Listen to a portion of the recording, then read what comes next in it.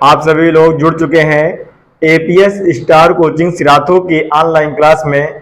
आप सभी का स्वागत एवं अभिनंदन है। राधे राधे, वंदे मातरम, जय हिंद। आइए हम सभी जो है आज हम देखेंगे, आज का जो हमारा टॉपिक है वो क्या है? वाच्य है। क्या है? वाच्य है। वाच्य को इंग्लिश में कहा जाता है वॉइस। वॉइस मीन्स होता है बोलना। वॉइस मीन्स क्या होता है? बोलना। आइए हम जाने कि शब्द जो आपका वाच्य है इसका शाब्दिक अर्थ क्या होता है। देखिए, जो भी आपके शब्द होते हैं उन शब्द का अपना क्या होता है? शाब्दिक अर्थ होते हैं। तो यहाँ पे वाच्य शब्द का शाब्दिक अर्थ क्या होता है ये जानेंगे। वाच्य की परिभाषा क्या होती है ये जानेंगे, और वाच्य के कितने भेद होते हैं ये जानेंगे। ये पूरा हम जो है आज क्या करेंगे, उदाहरण सहित पूरा जो है हम देखने वाले हैं, और बहुत ही कम समय में आपका ये जो है पूरा एक टॉपिक कंप्लीट होने वाला है। तो आइए हम किसी प्रकार की कोई देरी न करते हुए सीधा टॉपिक पे आते हैं। देखिए, यहाँ पे लिखा हुआ है आपका वाच्य। क्या लिखा हुआ है बेटा? वाच्य। वाच्य का जो शाब्दिक अर्थ होता है, वाच्य का जो शाब्दिक अर्थ होता है क्या होता है? बोलना। क्या होता है? बोलना। ठीक है। इसकी परिभाषा जो आपकी लिखी है, परिभाषा हमने लिख रखा है पहले से कि क्रिया के जिस रूप में, कह रहा है कि क्रिया के जिस रूप में यह ज्ञात हो। ज्ञात का मतलब जानकारी। ज्ञात का मतलब जानकारी। कहां से जानकारी हो? तो क्रिया से हो।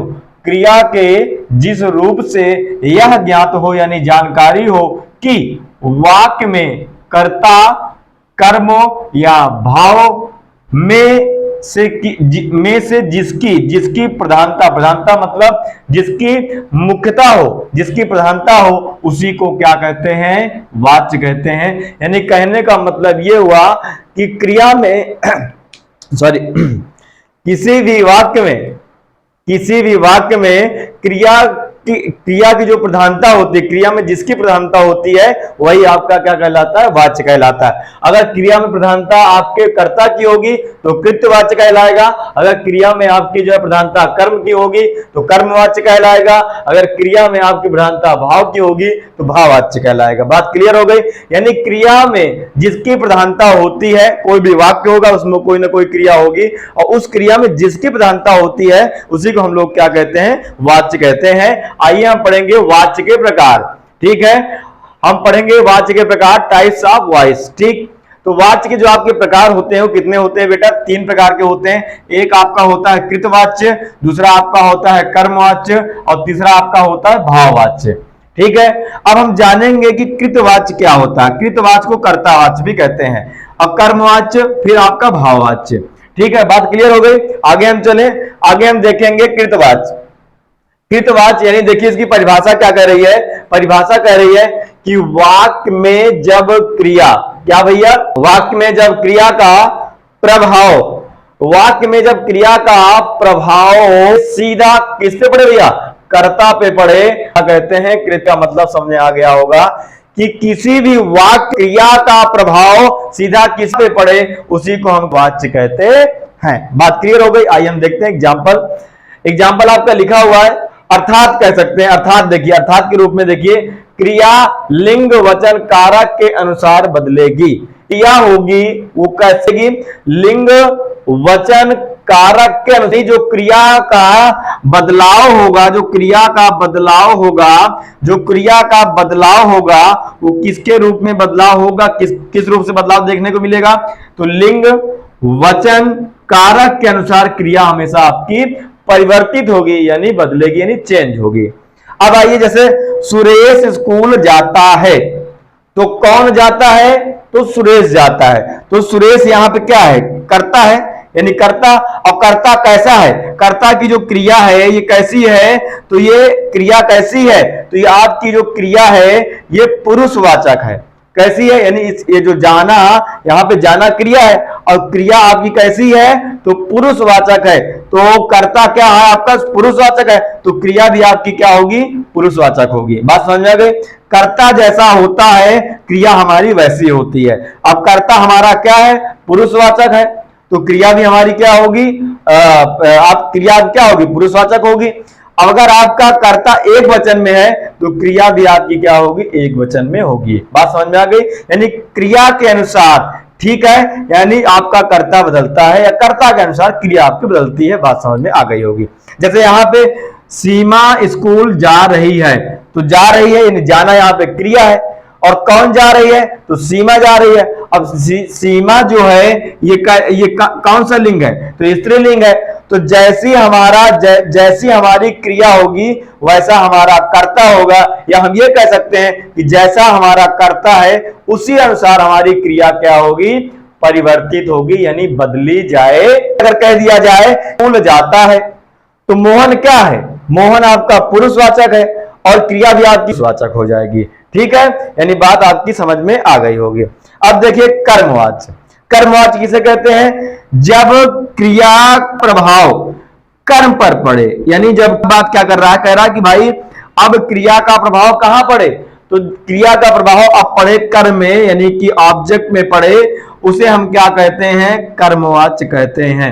यानी क्रिया का प्रभाव जब कर्म में डायरेक्ट पड़ता है तो उसे हम क्या कहते हैं भैया, कर्मवाच्य कहते हैं। बात क्लियर हो गई होगी।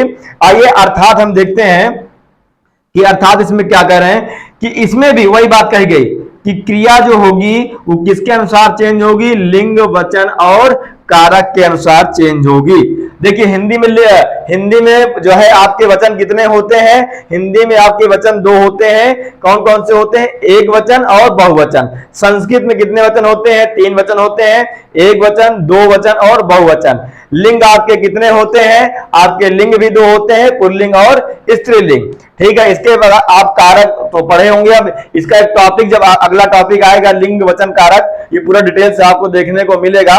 कारक कितने होते हैं, 8 होते हैं। तो इनके अनुसार भी क्या होगी, क्रिया आपकी बदलेगी। ये हम डिटेल में जब इनका टॉपिक स्टार्ट होगा, लिंग का, वचन का और कारक का टॉपिक स्टार्ट होगा, तो उसमें हम आपको पूरा विस्तार से संपूर्ण जो है पढ़ाएंगे। अब देखिए एग्जाम्पल देख लीजिए। एग्जाम्पल लिखा है कि अजय ने खाना बनाया। ठीक है, अजय ने खाना बनाया। तो भैया सबसे पहले तो इसमें कर्ता क्रिया में अगर हम प्रश्न कर देंगे, क्रिया में अगर हम प्रश्न कर दिए किसने बनाया, तो अजय ने बनाया। अब अजय कैसा है, तो अजय आपका क्या है, पुरुषवाचक है ना, पुरुषवाचक है, स्त्रीलिंग तो है नहीं। तो अजय ने खाना बनाया, तो जो आपका क्रिया का प्रभाव किस पे पड़ रहा है, अजय ने क्या बनाया, तो खाना बनाया। यानी क्रिया का प्रभाव सीधा क्रिया का प्रभाव किस पे पड़ रहा है, कर्म में पड़ रहा है। किस पे पड़ रहा है, अजय ने क्या बनाया, तो खाना बनाया। बनाना उसकी क्रिया हो गई, और क्या बना रहा है, तो खाना बना रहा है। खाना इसका क्या हो गया, कर्म हो गया, यानी ऑब्जेक्ट हो गया। अब देखिए सीता ने खाना बनाया, तो किसने बनाया, सीता ने बनाया। क्या बनाया, तो खाना बनाया। तो यहां पे जो खाना शब्द है वो आपका क्या है, कर्म है। ठीक है, अब देखिए अगला आपका जो है क्या है, अगला आपका जो टॉपिक है, अगला जो आपका है वो भाववाच्य है। क्या है, अगली आपकी जो हेडिंग है वो भाववाच्य है। वाक्य में क्रिया, अब इसको थोड़ा समझना है। वाक्य में क्रिया ना तो कर्ता और ना तो कर्म के अनुसार परिवर्तित होती है। अर्थात कहने का मतलब हुआ उसे हम क्या कहते हैं, भाववाच्य कहते हैं। अब यहां पे भाववाच्य में यह कहा गया कि जो क्रिया होगी न तो कर्ता के अनुसार चेंज होगी और न तो कर्म के अनुसार चेंज होगी, बल्कि किसके अनुसार चेंज होगी यह हमको समझना है। तो अब देखिए एग्जांपल देखिए, उससे चला नहीं जाता। ठीक है, ये एग्जांपल है कि उससे चला नहीं जाता। तो यहां पे उससे, यहां कोई प्रभाव नहीं, न तो कर्म से प्रभाव, उससे क्या हो गया, उससे कोई ना कोई किसी न किसी की बात कर रहा है, कोई व्यक्ति है, कर्ता हो गया, और यहां पे चलना क्या हो गया, उसकी क्रिया हो गई। ठीक है, और जाता, यानी कि कहने का मतलब हमारे ये हुआ कि उससे चला नहीं जाता। तो यहां पे भाव प्रकट हो गया, कोई व्यक्ति है उससे चला नहीं जाता। क्रिया के अनुसार न तो क्रिया जो है न तो कर्ता के अनुसार चेंज होती है और न तो कर्म के अनुसार। जैसे उससे खाया नहीं जाता, उससे बैठा नहीं जाता, उससे सोया नहीं जाता। तो इसमें क्या है, भाववाच्य की प्रधानता दी जा रही है। न तो इसमें क्या नाम आपका कर्ता का प्रभाव पड़ता है और न तो क्रिया का। तो मेरे प्यारे बच्चों, आज का जो हमारा टॉपिक रहा वाच्य रहा, और यहीं तक जो है खत्म हो गया आपका पूरा, एक 1 शॉर्ट वीडियो में आपका पूरा खत्म हो गया है। तो अब हम नेक्स्ट टॉपिक नेक्स्ट सेशन में लेकर के मिलेंगे। तब तक के लिए आप सभी से जय हिंद, जय भारत, वंदे मातरम। चैनल को लाइक करें एंड सब्सक्राइब करें, अपने दोस्तों तक शेयर करें ताकि उनको भी ये जानकारी प्राप्त हो सके। जय हिंद, जय भारत, वंदे मातरम।